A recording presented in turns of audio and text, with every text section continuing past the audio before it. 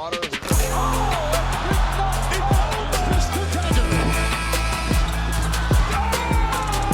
B going to work in the paint. Eastern Conference Final. New NBA champion. And it's a team from Toronto, Canada. We, the North, are now we, the champions. What is going on, Raptors Nation? It is Luca here, back with the Raptors Nation podcast. Hope you're all doing well. We got the Raptors offseason to talk about. I thought now would be an appropriate time to do this since the offseason is quieting down. The Olympics starting up very, very soon. And the Raptors, they have made their moves for this upcoming season. And I got my guy, Sean Davis, OG on this channel, to help me talk about what the Raptors have done. Sean, how you doing? Doing all right, Luca. Happy to be on. And yeah, it's always a blast getting to talk ball with you. And glad to be back. Thanks for having me. Always great to have Sean back on the channel. And guys, please do me a solid. Hit a like on the video and subscribe to the channel for more Raptors content just like this. Also, be sure to leave us a 5-star review wherever you get your podcasts. Yeah, so let's dive right into this. The Raptors offseason, Sean. I mean, the Raptors, they did most of their heavy lifting at the 2024 NBA draft. We did a review video. Sean and I dropped that right after the draft, just talking about the Raptors selection. So just very quickly, again, Raptors doing the majority of their moves at the draft, drafting the 4 rookies: Jacoby Walter, number 19, Jonathan Mobo, number 31, Jamal Shed, number 45 via the Kings, and then Ulrich Chomsky, number 57 via the T-Wolves. And we talked about our thoughts on the picks, but Sean, I mean, based on what we've seen from these guys at Summer League, what have been some of your takeaways? A lot of it, and I think Summer League in general, like, you don't want to get too high or too low on the player.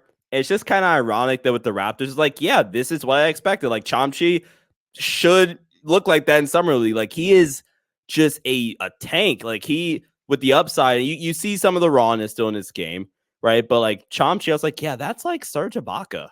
Like, maybe, okay, Serge is maybe pushing it because Serge is probably a Hall of Famer, but like 80% of Serge and just like a little bit more of a raw body, like that's Ulrich Chomsky, just in terms of his raw upside.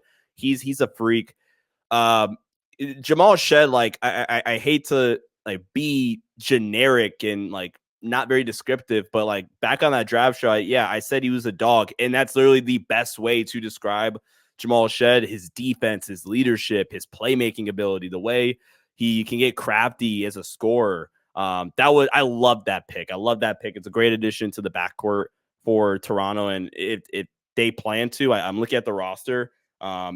He'll probably have to beat out like a Davion Mitchell in camp, but there's a real path to, I think, Jamal Shed playing year one. And then Jacoby Walter, I think I also mentioned this on that show. I was a little bit lower on, like, I saw top 10 lottery hype. I was like, not for me. But I mean, again, you see the tools, you see the athleticism. I bought the shot. I was like, yeah, it needs to be a little bit more consistent. But like, good Lord, if you look at the degree of difficulty of shots he was taking at Baylor, like, okay, good gosh, like, you put him next to Scottie Barnes and Immanuel Quickley and RJ and Darko's offense in the NBA and not the Big 12, where every defense in the Big 12 is good. Like, Baylor, he was at Baylor. Houston is obviously just a gut punch to play against because of how good they are defensively. Almost everybody in the Big 12 last season was good defensively. So you add that all together, it's like, yeah, like, give him some benefit of the doubt with the shot. I like that the defensive flashes are there. He really struggled with that earlier in the year at Baylor, and then I felt like he made a concerted effort to fix that on that side of the floor. And then it sucks that Jonathan Mogbo got hurt. What was the injury again with Mogbo? His back. It was just a back injury, and then they sat him out, cautionary reasons. He played basically a game and a half, and then he missed the last few games of Summer League. Yeah. But maybe you can tell the viewers, just because we didn't get a glimpse of Mobo. Obviously, you watch film, you can make some judgments based on what he did in college. But what are the Raptors getting in a Jonathan Mobo? I think this is a guy who is going to spend a lot of time at 905. But when you look at his game, what does he bring? What do you see him bringing to the Raptors? Just a ton of versatility. I think with Mogbo, he felt like, we might have also talked about this on that draft show. Mogbo just felt like a now I'm like he's escaping me. A Masai guy. There we go. Finally, it came out. He just felt like a Masai guy. I think the handle, the playmaking, but the versatility on both ends of the floor. He has legitimate, like real feel as a playmaker. I think that the finishing ability is great. I was able to watch him live at a Cincinnati Bearcat game. This was like right before like I got to him in my evaluation process, and I hadn't really watched him on film yet. And I was like, oh crap, that guy, I don't know who he is, but that guy's really good. And you ultimately like get to watch him more throughout the evaluation process. Like, oh yeah, like that guy's awesome. He's a really nice complimentary player. If the shot is more consistent, then oh boy, because he's a great finisher on putbacks and transition and the half court in general. Good screener. Like I said, real feel as a playmaker. Like I think I might have said this. I was probably the most excited about the Mogbo pick on draft night compared to any of the other picks. Like we're making like pure excitement. It was Mogbo for me. For the Raptors, right? And that's good to hear that you're optimistic on him, because I think a lot of Raptors fans, without seeing too much of him, they're thinking, oh, like, is this another Precious Achiuwa? Like, is this going to be another one of those guys that like you're sold on like what he can become, but then it's kind of like a disaster and he never really lives up to that potential? I think Mogbo, the thing with Precious, for one, I think Precious did, and I'm maybe giving him a little bit too much of the benefit of the doubt, right? I remember we did pods back in the day. It was only like 2 years ago. We were high on him. We were on high. We were on the trade. We were on the bandwagon for sure. I feel like Precious. I feel like what Jonte Mogbo does is more sustainable, right? Like I feel like Mogbo, his versatility, I think he's a little bit more versatile than Precious. I liked Precious' versatility, but I think he's a little bit more versatile than Precious. I definitely think I think he has better feel than Precious for sure, in terms of at the very least, like let's say you never ever have to worry about the shot of Mogbo ever, right? At the very least, you have to worry about him with the ball in his hands because he has legitimate handle and real like craftiness. I think that's what Precious didn't have. And then again, like you can use him as a screener and like utilize him in the short role as a playmaker and stuff like that. It sucks for Precious. Again, like that was one like, damn, I bought the Precious hype for sure. But no, I would have some optimism with Mogbo. And even let's say like worst case scenario, he doesn't pan out. This isn't a guy that the Raptors necessarily have to rely on. Like it felt like they were going to hit that next step. They need a lot of stuff to happen. But one of those things they needed actually was Precious to like also continue to get better, or at least be that consistent player. And that just never happened. At the very least, like if Mogbo isn't good, he's a second round pick at the end of the day. Yeah, no, that's a really good point. Yeah, like when you look back at the Raptors draft, I thought they ended up doing a really good job. Like I'm very high on this draft class that they just had, these draft picks that they bring in. I actually said that the Raptors aced this draft because you look at what they were able to do with the draft picks, even after the draft, bringing in a guy like Brandon Carlson on a two-way deal. He looked good in his minutes during Summer League. Like he looks like a guy that can, he's obviously going to spend a ton of time in 905, but then he can come in and contribute on the main roster. Guerrier, that's a guy they brought in Exhibit 10. He's obviously going to have to earn it in camp. But overall, what the Raptors were able to do at the draft, I thought they did a good job. And even that trade, Sean, we're going to talk more about this towards the end. But the fact that, they gave up a negative asset in McDaniels. They get in that deal Mitchell, who's your slated backup, Jamal Shed, who I'm very high on as well, a 2025 second-round pick from the Blazers. They buy out Vezenkov. He leaves that salary, and all of a sudden the Raptors don't owe him anything. So you basically gave up a negative asset for that package. That was a huge win. Okay, so when I kind of look at their selections, I think Mobo is exactly what you just said. Worst case, it's just a second-round pick. You hope, obviously, he pans out. But I think the real get is Chomchi. Could end up being Chomchi. Like, when I look at these four picks, you just talk about, like, absolute highest upside, it's Chomchi. 18 years old. The defense is already looking like it's there. I'm big on Shed. I think I agree with what you said earlier. He's going to make it interesting. Like right now, Mitchell's the backup, but he's going to push Mitchell, in camp and potentially earn some minutes. He's been doing all the right things, playing well in Summer League. He looks like a Kyle Lowry type of player. Like the dude was taking charges in Summer League. Like you love to see that. I love his effort level. Like if you were able to like give a player, and I guess you kind of do to a certain extent, like an overall or whatever, like just on competitiveness and like 1-2 in this draft class, it's Jamal Shed, and then the drop off. Not saying that like guys don't care or guys don't play with heart or whatever. That's not what I'm trying to describe. I'm more so just saying like he's just a dog. I don't know how else to describe it with Jamal Shed. Like he does guys like that. You can't teach that. You can't. Yeah, like he just has it in him. His mindset, his motor. Like honestly, the next guy that comes to my mind in terms of like kind of like that screw you like mentality, like I'm this good, or like I that plays with that level of intensity or like that energy level, is like Mattis Buzelis. That guy comes to mind. And so like you hear all the stuff that he's talked about throughout the pre-draft process, where he was kind of calling out Zachary Richese and things like that. Like I buy him to like his heart, how much he really wants it. But like, man, like Jamal Shed's just different in terms of like the dog that's in him.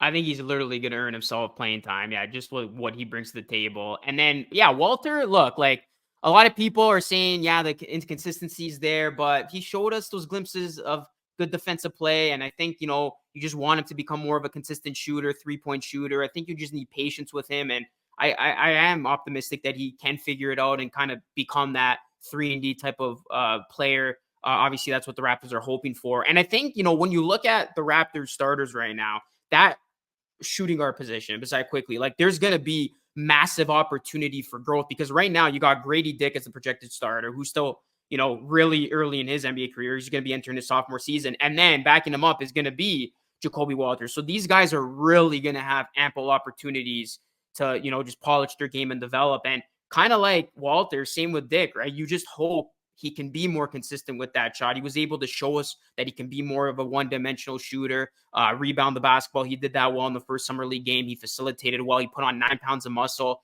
But I think this is going to be a fun year from the perspective that, yeah, the youth movement is fully here. Darko's calling it year one of the rebuild. And you're just going to get to see these young players contribute and have a lot of opportunities. But when I look at this draft class, I think right away Walter's going to be that guy who's going to get the most opportunities.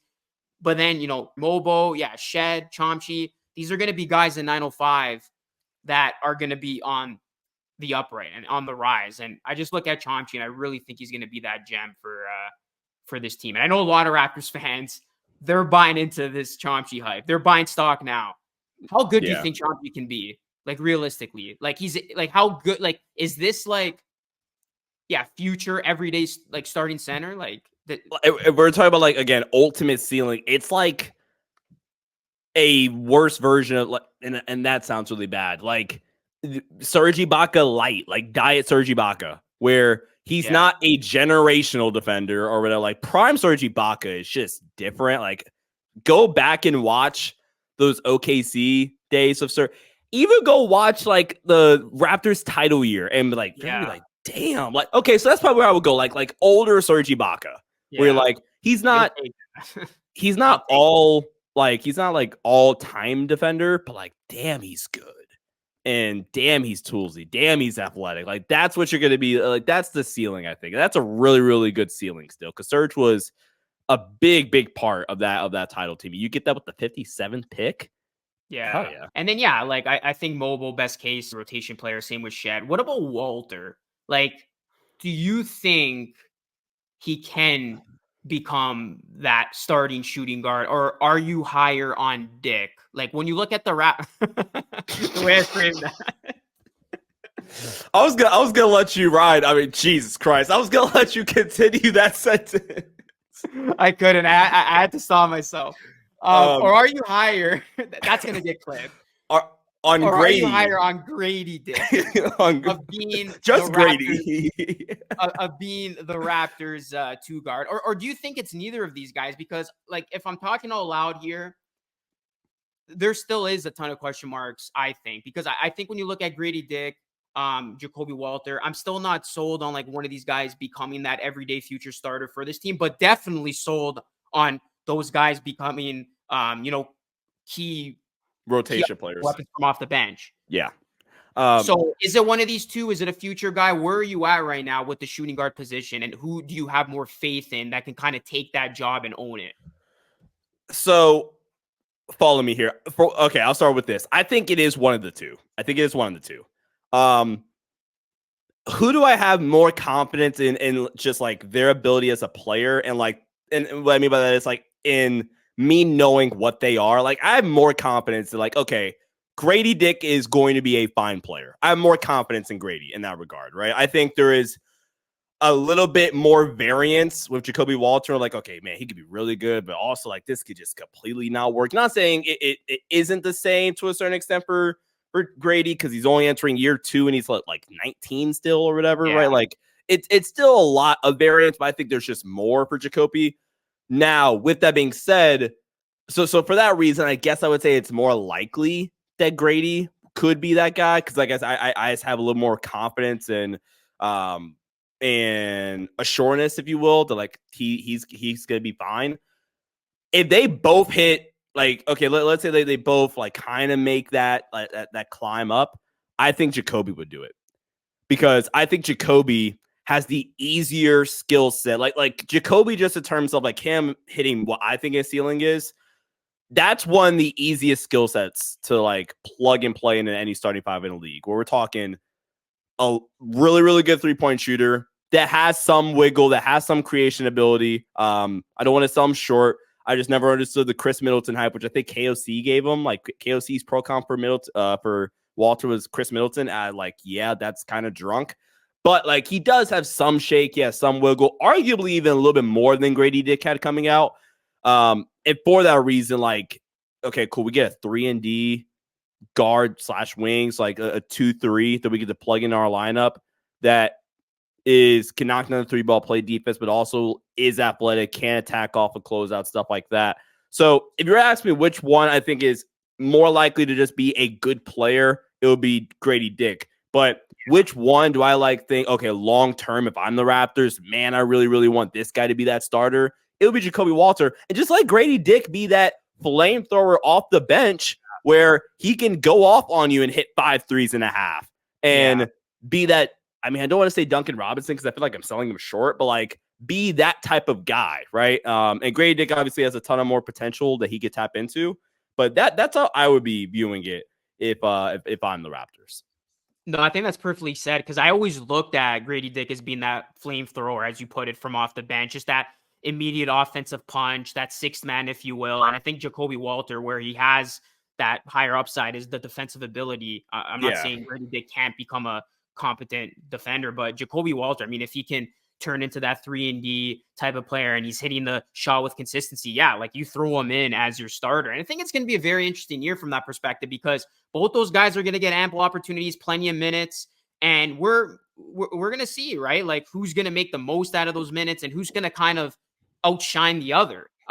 Grady Dick's obviously going to have more leverage and the advantage because he's already been through the NBA cycle and he got more playing time towards the end of last season, and he's going to be the projected everyday starter as of now, as obviously the Raptors moved on from Gary Trent Jr. But that doesn't mean that Jacoby Walter, in the minutes that he does get, whatever it may be, 20 minutes or so, he can't outshine Grady and show you, oh man, like, yeah, Jacoby looks like the future starter of this team, and maybe it's a flip of what it is now. So I think it's going to be one of the interesting things I'm going to monitor. It's like, who's really going to outshine the other, and just who's going to look better in their role, and what are you going to get from those guys? And I think that's going to be a fascinating thing to watch, because when you look at the Raptors starters, like Quickley set, we're going to get to his contract in just a minute here.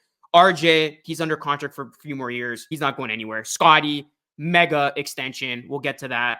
He's the face of this franchise. The question marks are, okay, shooting guard, you got these two young guys who are going to be having a ton of minutes. And then the other big question mark is, who's this, the future center of this team going to be? Because obviously Pirtle and Olynyk, these guys are just placeholders for now. And I know Raptors fans are optimistically hoping that Cooper Flagg finds his way to Toronto in some. Well, you gotta be really, really effing bad to get Cooper Flag. Hey, look, man, like the Atlanta Hawks, they were going for the play-in. They were a playing team. Can the Raptors replicate that? Because I do think the Raptors are a playing team. Can they win the lottery and luck out? I mean, that would just be like amazing, amazing luck. But essentially what I'm saying here is the shooting guard and the center position are those two question marks for this young Raptors team. So I have a question for you. So like a guy that I'm looking at this roster, and this is a guy I kind of liked a couple years back when he got drafted, but he just feels like everywhere he's at right now, like, you know, he experiences the Utah, and now I feel like he's in the same spot in Toronto, where it's like, man, where does he fit in? That's Ochai. Ooh, Like, I'm glad you brought him up. Yeah. because I'm looking at Ochai and I'm looking at this roster, I'm like, I don't know how he plays. Because I think if you had to ask me who is this team more invested in, Ochai or Jacoby, I think it has to be Jacoby, right? Oh, absolutely. Grady or Ochai, it's got to be Grady. Like, he was your 10th pick or 11th pick or whatever it was last year. You know, I think for the time being, like, you're not going to not play Bruce Brown if he's on the roster. So, like, no, they're playing Bruce Brown, yeah, for sure. Like, he's slated in as a rotation player, yeah. Yeah, he's slated in. So, like, we're talking about guys that are competing for or taking up minutes that Ochai could. You're looking at Bruce Brown, you're looking at RJ, you're looking at Grady. Let's assume Jacoby plays right away. Like, Davion might steal some 2 minutes. I could see a scenario where they play Davion and Quickley together, so that might eat up some 2 minutes. So, like, what do you think about Ochai? Yeah, so I literally just did a separate video blasting Ochai, so I'm glad you brought this up because I really wanted to see Ochai stand out and look good in Summer League. And it's concerning that the dude is entering his, third season? Yeah. He's 24 years old, and he's struggling in Summer League competition against guys who literally are seeing their first bit of action. So, like, he did not look good at all in those games. Like, he did not look good on his shots. He did not find his offense. And this was a guy who just didn't want to be a part of the offense. He looked like he was shying away from those moments. Defensively, you can't knock him at all because he does have a good defensive game. We all know that. But he didn't show that he has that capability on offense. And I mean, if you're not going to show that in Summer League of all places, how the hell are you supposed to be invested in this guy of being a key rotation guy on this team? And that's where I'm at right now with Agbaji, Sean. I don't know if he can even be a staple of this rotation. And if he continues to struggle as mightily as he has been with his offensive game, I think he falls out of the rotation. And I would much rather give opportunity to some of these younger guys who are going to be battling hard at 905 to what Agbaji has shown us. I'm not completely giving up on him, but man, like, if he comes out starting the season in the minutes that he's given, because he is going to be in the rotation, you would think, to start, as Darko does like the run 10-man rotation. But if he continues to just look lost offensively, can't hit that three, can't find his offense, I don't see much playing time for him moving forward. And really, like, this was the situation where he was supposed to blossom and show you what he can be. If he can't figure it out here with the Raptors, that's the concerning part. A team that's rebuilding, like, they're obviously not going for it. Like, I don't know where that leaves him in his career. So I'm hoping he pulls through. But based on what we've seen, especially in Summer League, not impressed at all. Like, it's been rough. Yeah, I'm with you. Okay, let's get into. We talked about the draft, the trade. Let's get into the moves the Raptors made. It was a really quiet offseason. Obviously, Gary Trent Jr. walks. I'll get your thoughts to that in a minute.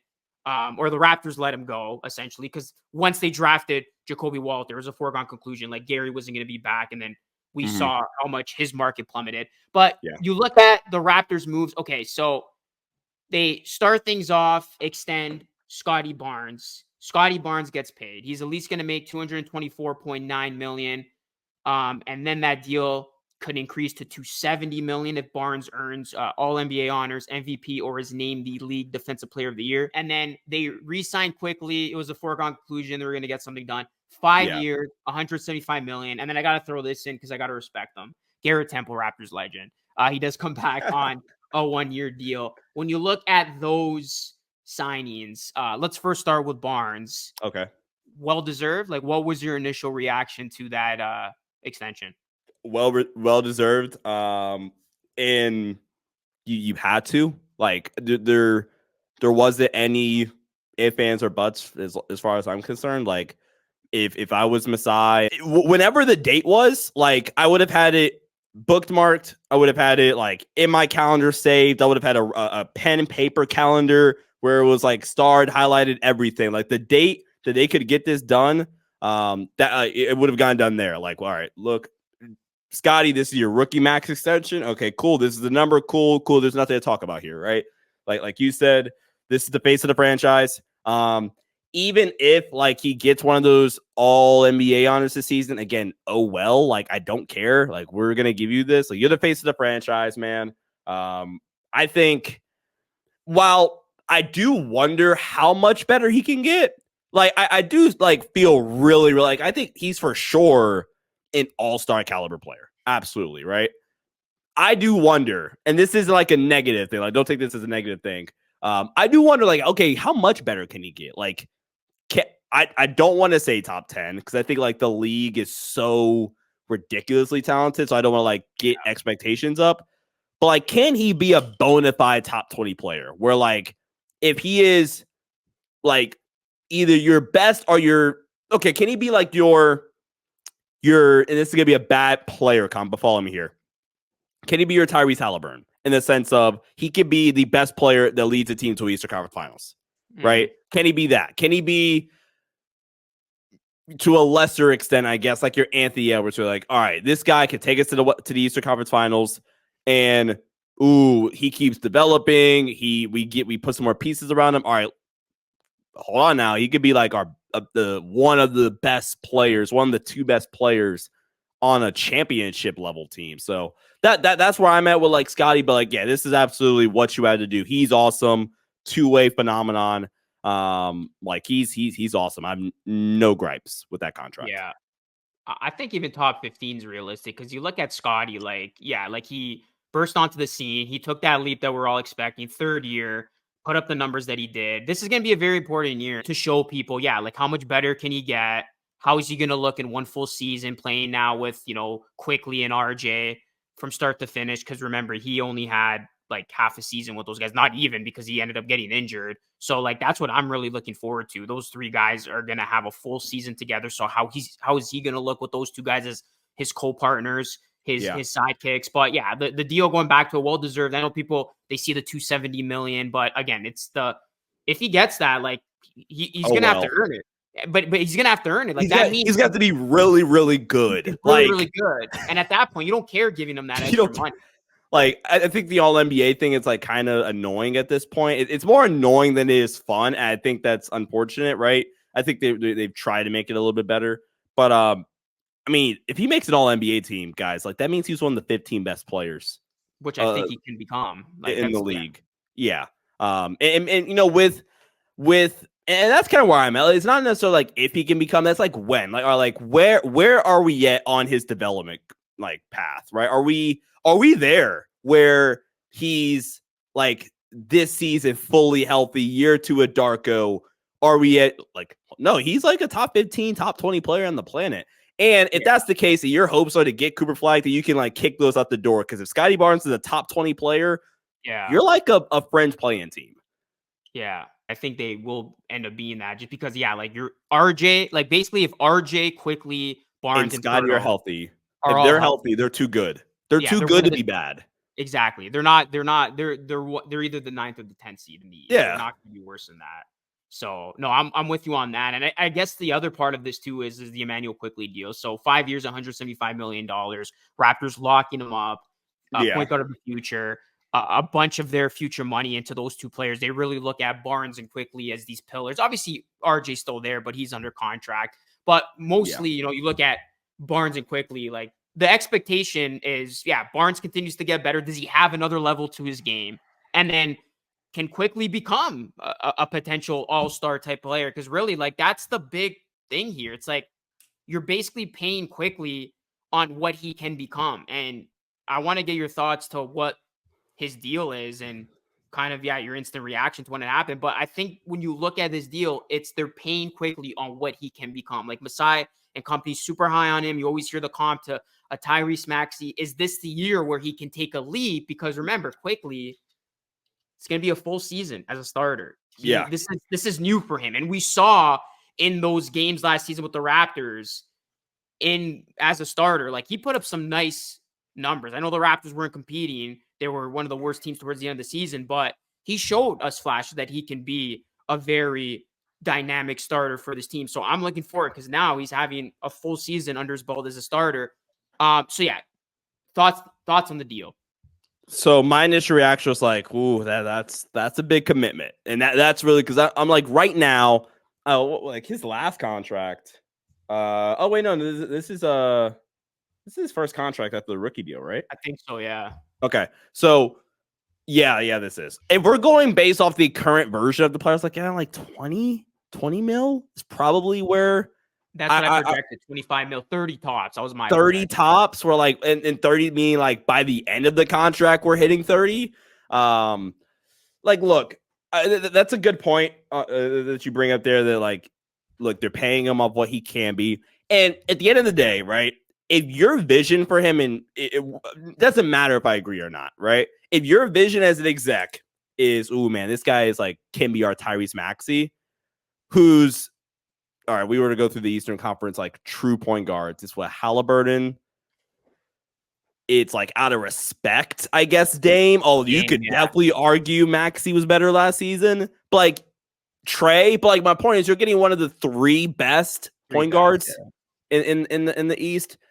And if that's what we're talking about, then this is a bargain, right? So you're paying him what he's gonna look like. And I think also at the end of the day, like you look at the last year of his deal, which he should be hopefully like smack dab in the middle of his prime, would be age 29 season, 28, 29. That's last year of his deal. 32.5 million still. It's a neutral, it's a flat contract. It'll be the exact same per spot track. That year, 32.5 million is only projected to be 15% of the cap space of like the Raptors like cap. This year it'll be 23, but you get my point. Like that's encouraging to me where it's like, okay, cool. Yeah, we're paying you a lot. We're making this big commitment. We're investing in you. But let's say, again, this does turn out to be Tyrese Maxey or like Tyrese Maxey-ish, right? Mm-hmm. This is a bargain. Not because of the talent, but because I'm only paying you 15% of our cap space for a top 5 guard in the East, right? Exactly. So at first, like 5 years, 162, it didn't really sit right. But then you're like, okay, wait a minute. They're paying him for what they think he is, and I respect that. I respect that mindset.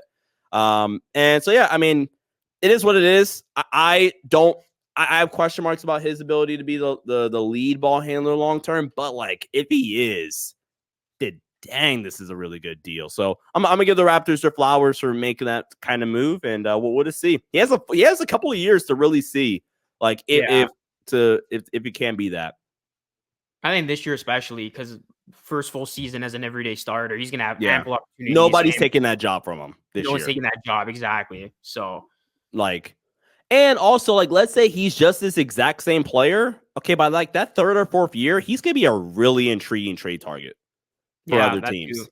Because again, 32 million. All right, let's say he rides out the first 3 years of Toronto. By year 4, all right, we probably want to move off of him. That's only 17% of the cap. Like, so what if it's another year on that deal? That's a tradable contract in a couple of years, right? So I think there's more positives that could come out of this situation than negatives, even though I have a couple of question marks. No, I think that's fair. Okay, and then Summer League happened. The Raptors announcing they signed Jamison Battle to an Exhibit 10, and then after that, they cut Javon Freeman-Liberty and they buy out Vezenkov. So I know Olympiacos fans are excited. They wanted Vezenkov back. Vezenkov obviously wants to be back in Europe. So the departure and his decision basically to return his $6.7 million in guaranteed salary for next year. Man, he really wanted to go back to Europe. Now that's actually a really good situation for the Raptors, Sean, because that gives the Raptors about $11.3 million in space. And the Raptors are a team that values flexibility. I mean, you being a rebuilding team with flexibility, that's awesome. And now they can kind of go in a couple different ways.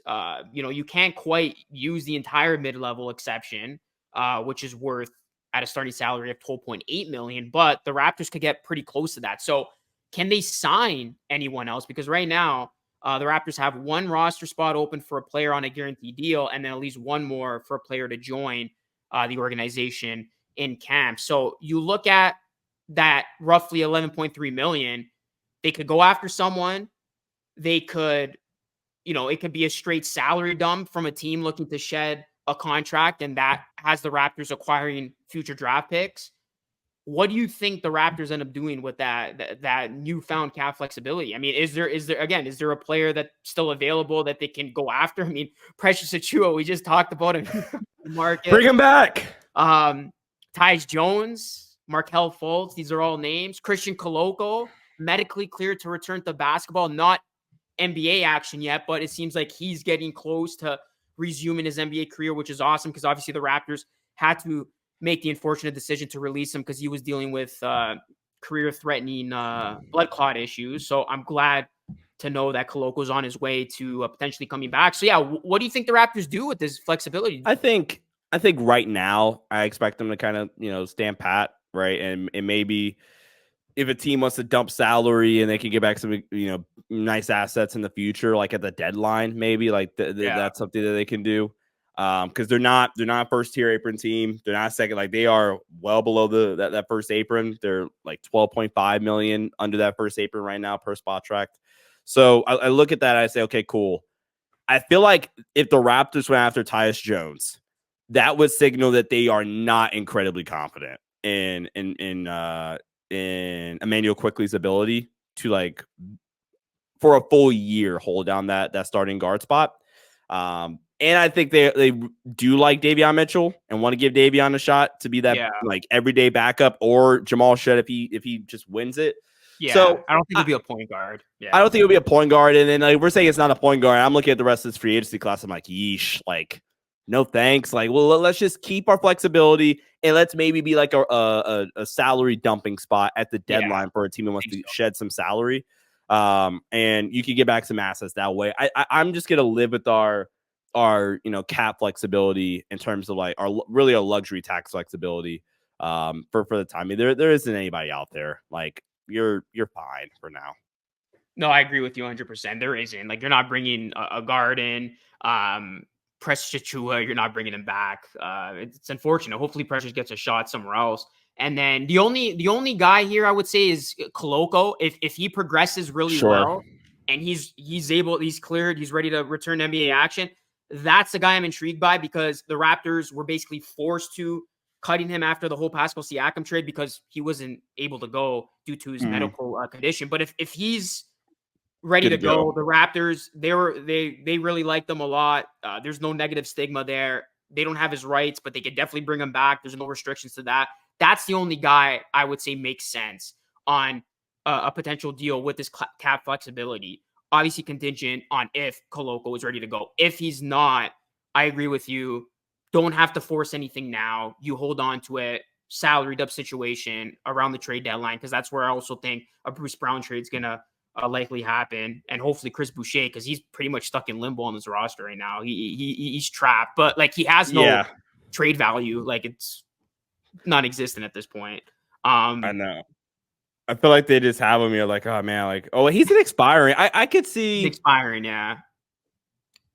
I don't know though. Like where, the Boston was a team that was linked to him before last year's trade deadline, but I don't know. Yeah. I don't know. I think they're just going to like bite the bullet and say, we're just going to lose you. Oh, well. Yeah. I think so too. So yeah, I'm in agreement there. I don't think they're going to rush to make a move with this cap flexibility that they now have. And again, going back to the whole Vezenkov situation, it's an ultimate win-win. Vezenkov, you're going to have fun playing in Europe. You want to be there anyway. And for the Raptors, they're scot-free. They don't owe anything in this situation or the future cap hit. So like, yeah, this was a perfectly played out scenario. And again, they give up a negative asset for that package that they got back. Basically, Davion Mitchell, Shed, and the Portland Trailblazers second round 2025 pick. Can't go wrong with that. Yeah. And then, just look at some of the players the Raptors lost. Cutting Javon Freeman-Liberty, parting ways with Gay. McDaniels they traded. Jonte Porter, we all know what happened with that. He's banned from the NBA with his gambling scandal. And, hey, remind me how much money Miles Bridges got? We don't have to get into that. I know, that's crazy, man. That's crazy. Yeah, like Anyway, we'll see if Porter plays elsewhere. Like, yeah. God forbid you don't bet on, yeah, never mind. Yeah, we can proceed. We won't go there. And then Wara, yeah, like he's still technically can come back. Like he's an unrestricted free agent. He hasn't found a new home. It seems like there's no interest to bring him back. Obviously, he was one of the pieces in the Siakam deal. And then yeah, Gary Trent Jr. I want to get your thoughts on this. He goes to Milwaukee, absolute steal for the Bucks. Like amazing move for them. Like you get Gary Trent Jr. at $2.6 million. He's your fifth starter. I don't care. You could feel a certain way about his if game. He sucks, oh well. It's a vet min. I don't care. It's a vet min. Yeah, like I don't care if he's not good on defense. Like it's a vet I wouldn't min. start him, but like that's their business. I wouldn't start him, but like that, I don't care. I think he does. I buy the stuff that's saying like they promised him a starting spot. Yeah.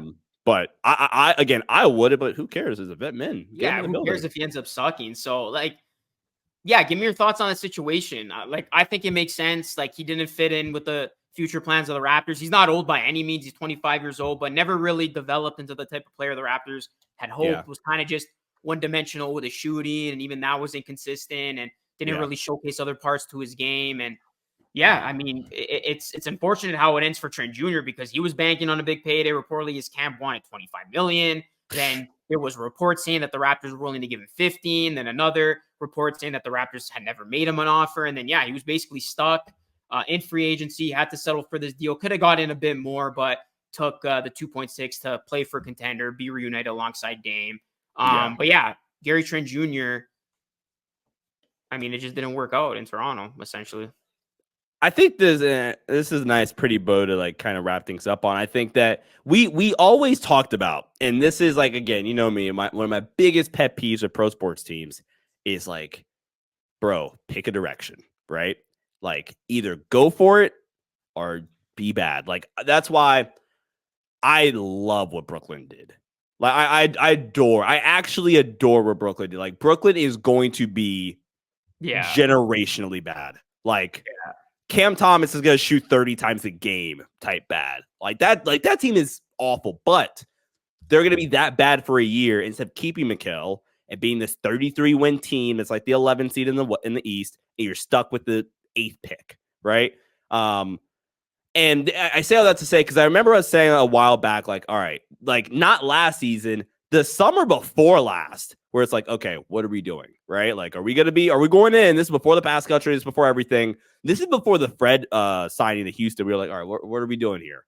And we were like, and we threw out the idea, like, bro, you have to look into trading Gary Trent Jr. because Gary's the type of guy that if you don't strike while the iron's hot, you're gonna lose him, and you're gonna lose them for nothing. And that's partially on him because I think like if he was good enough, obviously he would have gotten a bigger deal or he would have re-signed or the Raptors would have been more willing to keep him around.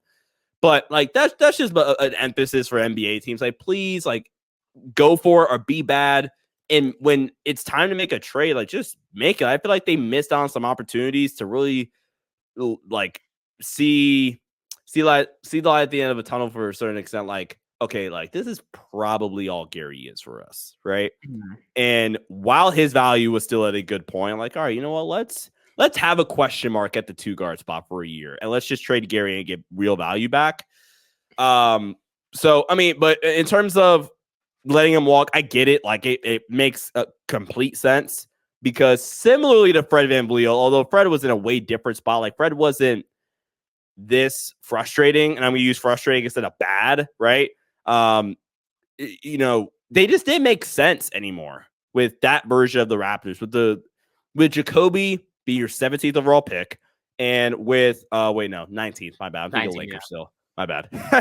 With you spending a top 12 pick on Grady Dick last season, that I can argue played Gary Trent's role better than Gary Trent did last season, right? Like it just didn't make sense anymore. He's just gonna take minutes away from your 2 role guys. If Darko say this is the youth movement, this is the year 1, the true year 1 of the rebuild, which I agree with because you started last year with Pascal, OG, and everybody, right? Except Fred. So with that being the case, like it just made too much sense. It made too much sense. It sucks that you weren't able to ever get anything for him in terms of value, but it just made sense. Yeah, and like not to beat a dead horse, it's in the past. We've obviously talked in length to the Raptors' indecisiveness and kind of letting things linger and it coming back to kick him in the butt. But with Gary Trent Jr., yeah, like just the thing I'll add here, it's like, yeah, like if you had plans that you weren't going to bring him back, like why not try to get something from him at the deadline? Like there must have been a market for him at that time from a contender, even if you got to get a second, right? Like something. Like the fact that they lose them for absolutely nothing is like another classic example of sometimes Masai's just patience and letting things play out. It ends up blowing up in his face, and it really ends up hurting because, yeah, like you essentially trade Norman Powell at that time for Trent Jr. It didn't work out, but then you lose another player for absolutely nothing. Yeah. Fred VanVleet, another case of that. So, yeah, just looking at it from now, it didn't make sense for the Raptors to bring him back. And look, I'm happy for Trent Jr. I think he's going to make the most out of this opportunity, and at least he gets to contribute on a contender. And I think him being reunited with Dame, obviously a guy who he opened up his career with, I think that's going to spark some confidence in him as well. So I do think Gary Trent Jr. is going to have a nice role with Milwaukee. So we'll see how Trent Jr. looks if he indeed starts, if he is able to get himself a bigger payday next summer, because that's obviously what he's banking on, signing the one-year deal for as little money as he did. Yeah. All right, Sean, before we get out of here, we're going to put you on the spot. Give me a grade for the Raptors offseason. I'm gonna go A-. And like my number, that was a lot higher than I thought you were gonna say. For some reason, I thought you were gonna say like C+. I was just waiting for you. No, like at first my grade was like a B in my head, but that was like, how many things can I truly be mad at Toronto from this summer? Like, yeah, like you could gripe, and I kind of just did about like not really getting anything for Gary, or I've talked about how I'm not insanely high on Jacoby. I liked him, but I wasn't insanely high. Like I thought the value was fine. It wasn't a steal or anything. Right. But I sit here, I'm like, yeah, I can't really complain. Like with what the Raptors had to work with, I think this is a perfectly good offseason. Like I think the thing that, and this is, I think, can encapsulate how good of an offseason I think it was, and why I think it justifies my grade. The thing I have the most question marks about, I think, can very easily be one of the biggest positives of this offseason, and that's the Quickley signing or extension. That's the thing that I look back at this Raptors offseason like, ooh, man, I have a question about this, and that.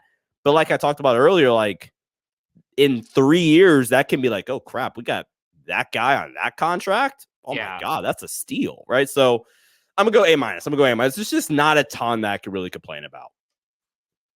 No, yeah, I'm going to agree with that. Like when you look at it just at face value, it wasn't a sexy offseason, no big moves, but did what they needed to do. Big extension of Barnes, well-deserved. Quickley contract. I think he's going to become something better than what he is, so I like that. So yeah, of that, you set up your core, your future foundation, perfect. The draft, I thought they aced. Just looking at the draft they brought in, there's a lot to look forward to, a lot to be excited about. That trade ends up being huge. Getting rid of McDaniels, was a negative asset. Now you got cap flexibility because Vezenkov willingly let go of that salary to go play in Europe. So that looks even better than it did the day that they made it. So all of that in one, A-. It was a good offseason for the Raptors. They did what they needed to do, bring in the exciting new players. The trade was great. And yeah, now we just wait to see how this team looks and develops in their first season. What Dark will call the first season of this rebuild. And we'll see where they stack up, because I think we're in agreement. Like you look at the Eastern Conference, there's going to be some really bad teams. Don't think the Raptors are going to be that bad. Very bad. And I don't think they're going to be very good. So they're going to be in that middle ground, 9th or 10th seed. So they should be a play-in team. That's what I'm projecting for the season. Yeah, I'm with you. I'm with you there for sure. All right, guys, this was a lot of fun. Let us know your full thoughts on the Raptors offseason. Let us know your grade for the Raptors offseason down below. Do you agree with A-? Are you going lower than that, higher than that? Are you giving it an A+? Let us know. Drop a like on the video. Subscribe to the channel if you are new. Also, leave us a 5-star review wherever you get your favorite podcast. Sean, where can the people find you? You guys can follow me on X/Twitter at Sean_DAVI. Go check out the Sports Headline Show. I'm doing a bunch of great stuff there. I'm working on my, in-depth power ranking series. So, it's the off season. Each team gets their own episode. But the time of this release, I would have just recorded and posted number 28 in my series. Obviously, I'm gonna have Luke on when we get to the Raptors episode. So yeah, go subscribe to that channel for me. And yeah, thanks Lucas so much for having me on. I kind of like joked about us doing an hour show. Was not planning for an hour show, but we somehow almost got to an hour. But that's what happens when we get to chat. So thanks for having me on, bro. Yeah, anytime, man. It's always a blast doing this. And guys, you can follow Raptors Nation on X at Raptors Nation TV. And also you can follow me at Luca Rosano 3 on X as well. As always, guys, thank you so much for watching and listening. This is Luca signing off. I will catch you all again in the next one.